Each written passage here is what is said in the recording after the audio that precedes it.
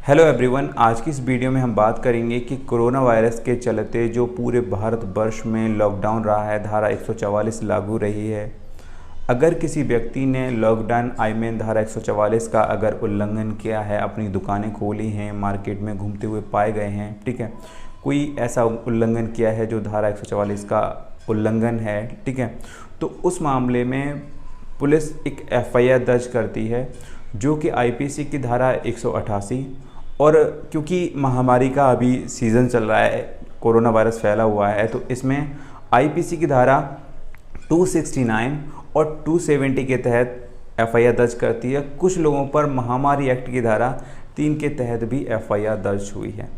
अगर ऐसी कोई एफआईआर दर्ज हुई है तो आपको पहले मैं बता दूं कि जो पुलिस वाले आपके घर पे आ रहे हैं आपको तंग करने के लिए, आपसे पैसे लेने के लिए, और उनको आप 500 रुपये 1000 रुपये दे के वापस कर देते हैं, उनका कोई मतलब नहीं बनता पैसे लेने का। और वो आ रहे हैं मामले को इन्वेस्टिगेट करने के लिए। इन्वेस्टिगेट करना तो एक बहाना है, वो सिर्फ़ और सिर्फ आपसे पैसे लेने के लिए आए, क्योंकि पुलिस ने ही आपके अगेंस्ट एफआईआर दर्ज की है मौके पर जा कर के, ठीक है। तो बात आती है कि पुलिस फिर किस तरह का इन्वेस्टिगेशन चल रहा है। पुलिस को तो सारा कुछ पता है, पुलिस तो कोर्ट में चार्जशीट लगाएगी ही। और पुलिस क्या करती है कि इन्वेस्टिगेशन के बहाने आपके घर आ रही है और आपसे पैसे लेके जा रही है, जैसा कि आप लोगों ने मुझे बताया है, ठीक है। तो क्या इस पैसे देने से आप बच जाएंगे, ठीक है? क्या पुलिस आपकी हमदर्द बन जाएगी? तो मैं आपको बता दूं, ऐसा कुछ नहीं है। जो भी आप पैसा दे रहे हैं पुलिस वालों को, ये बर्बाद हो रहा है, ठीक है। और इससे इन पुलिस वालों की जो ख्वाहिशें हैं, जो इच्छाएं हैं, वो और भी ज़्यादा बढ़ गई हैं, और इसलिए वो आपको और भी ज़्यादा तकलीफ़ करते हैं, देते हैं, ताकि आप और भी ज़्यादा पैसे दें। तो बात आती है फिर इसका सॉल्यूशन क्या है। देखो, मैं एक बात बता दूं आपको, आपके खिलाफ रिपोर्ट दर्ज हो चुकी है, पुलिस को आने दीजिए और जाने दीजिए। जो पुलिस कर रही है उसे करने दीजिए, जो पूछती है उसे बता दीजिए सारी बातें, ठीक है। जो पूछती है उसका जवाब दीजिए। पुलिस क्या करेगी? पुलिस कोर्ट में अपनी इन्वेस्टिगेशन कंप्लीट करने के बाद चार्जशीट लगाएगी, ठीक है।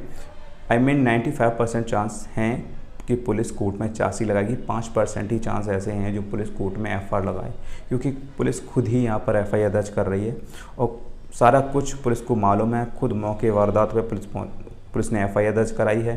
तो ऐसे मामले में 5% ही ऐसे चांस हैं कि पुलिस किसी प्रकार से उस मामले में एफआईआर लगा दे। अगर एफआईआर लगा देती है तो बच जाते हैं आप, लेकिन अगर पुलिस कोर्ट में चार्जशीट लगाती है, लगाएगी, 100% लगाएगी।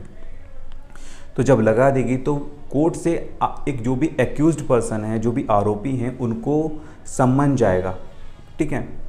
तो यहाँ पर क्या है कि जब उनको सम्मन मिले तो वो कोर्ट आएँ और अपनी जमानत कराएं, ठीक है। यह ध्यान रखना, अगर कोई भी सम्मन लेके जाता है तो आपको डरने की ज़रूरत नहीं है, उसको पैसे देने की ज़रूरत नहीं है।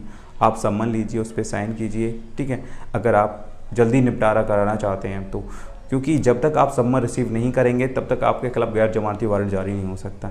या फिर अगर आप ऐसा कुछ बोल देते हैं कि मुझे सम्मन नहीं लेना है, तो उस मामले में सम्मन की रिसीविंग मानी जाएगी, उस कंडीशन में भी आपका वारंट हो जाएगा। तो बेस्ट ये है कि अगर आपके घर वालों को या आपको सम्मन रिसीव नहीं होता है तो बात अलग है, ठीक है। आप सम्मन लेने से मना ना करें। अगर सम्मन आपको रिसीव हो जाता है तो आप साइन करके आप कोर्ट जाइए और अपनी वेल कराइए, जो भी डेट उसमें लिखी होती है कि इस डेट को आपको हाजिर होना है। उसके बाद केस का ट्रायल शुरू होता है, ठीक है।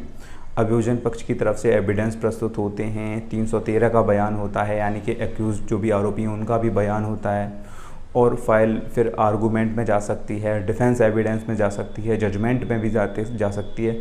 तो वो एक प्रोसीडिंग है, जैसे जैसे केस जैसे जैसे अपनी मोड लेगा वैसे वैसे केस का रुख बदलेगा और वैसे वैसे कार्रवाई आगे बढ़ेगी।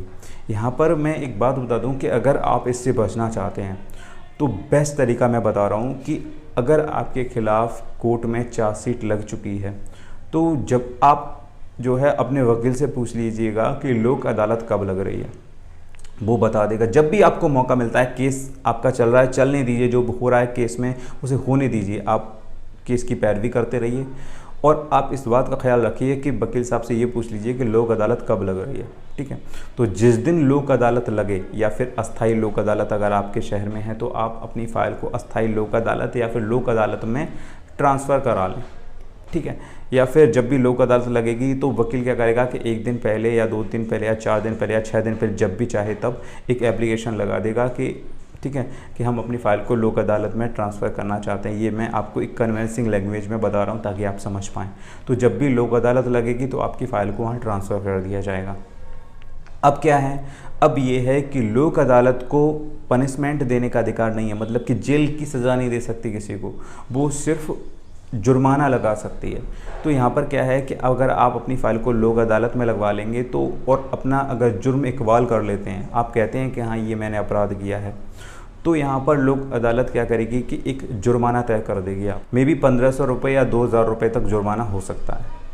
तो यहाँ पर आप जुर्माना अदा कर देंगे तो उसके बाद आपको वहाँ से एक पक्की रसीद मिल जाएगी, ठीक है, जिससे में सारा डेटा लिखा होगा कि ये केस ख़त्म कर दिया गया है, ठीक है। तो उस रसीद को आप हमेशा अपने पास संभाल कर रखें, आपका केस ख़त्म हो चुका है, अब आपको टेंशन लेने की ज़रूरत नहीं है। बात आती है कि अगर आप अपनी फ़ाइल लोक अदालत में नहीं लगवाते हैं तो कोर्ट में केस चलता रहता है और वहाँ पर क्या है कि 2-4 साल में फ़ाइल एटलीस्ट जजमेंट तक पहुँचती है और वहाँ पर भी आप पर जुर्माना भी हो सकता है और आपको जो है 1 महीने से लेकर के 2 साल तक का पनिशमेंट भी मिल सकता है, मतलब कि जेल भी हो सकती है। तो दोनों ही बातें हैं, जुर्माना भी हो सकता है और जेल भी हो सकती है। तो इस तरह से मतलब कि लोक अदालत के द्वारा आप अपने केस को ख़त्म करा सकते हैं और आप इस तरह के झंझटों से बच सकते हैं। और लोक अदालत के मामले में आपको बता दूं कि इस तरह से अगर आप लोक अदालत में अपना केस ख़त्म कराएंगे तो इससे आपका पैसा भी बचेगा, आपका समय भी बचेगा और आप वकीलों के और कोर्ट कचहरी के चक्करों से भी बचेंगे। सो ये आपका फ़ायदा होगा। So I hope you like this video. अगर फिर भी कोई कन्फ्यूज़न है तो आप मुझे कमेंट बॉक्स में लिख सकते हैं। चलिए मिलता हूँ एक नई वीडियो के साथ, तब तक के लिए गुड बाय।